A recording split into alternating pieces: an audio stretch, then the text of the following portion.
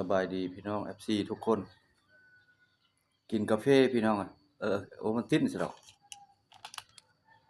ช่วงนี้ก็บ่ได้ไปทางใดอยู่เฮือนเผาไก่เพราะว่า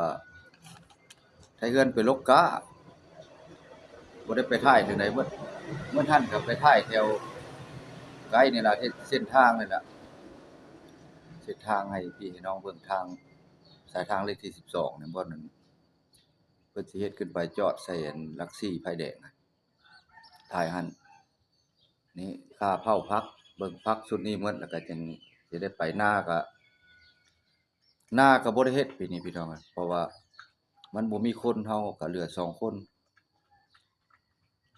นว่างหนึ่งนี่ก็ปลูกกะโหล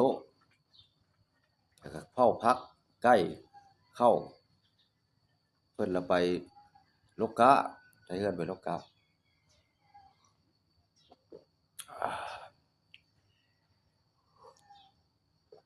คือเก่าล่ะพี่น้องคือเก่าแล้วฮักแพงก็คือเก่ายามฝนแล้วปีนี้ก็เพิ่นว่า8 2หนเนาะเบิ่งหางแล่นเนี่ยมันมา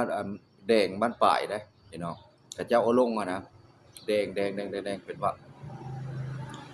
บ้านปลายยันมีแต่แดดไปว่าเนาะฝนมันสิตกประมาณเดือน7นี่เดือน7สิออกมาแล้วเด้7 8 9 9 10 11 12ก็11ก็ยังหมดแล้ว10ก็มันบ่หลายเอ้าน้ำบ่ทันได้แกล้งจักเทื่อน้ำบ่ทันออกแกล้งเลยเคยกินแล้วก็ได้กินตื่นมาบ่กินก็อยู่บ่ได้ลงคลิปก็บ่ค่อยขยันปานใดช่วงนี้มันไปท่ายทางใดก็หมดล่ะไปไกลบัดค่าน้ำมันก็แพงบัดนี้มันบ่มีผู้เผาสวนอีก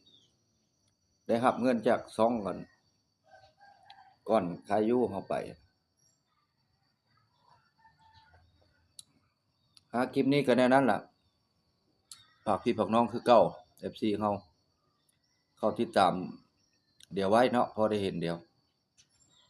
มีหยังก็ได้ทางช่องบ่แปลงบรรณาพิมพ์มันก็ขึ้นแล้วแหละเป็นภาษาไทยบ่าวแปลงบรรณามันจะขึ้นเลยนะ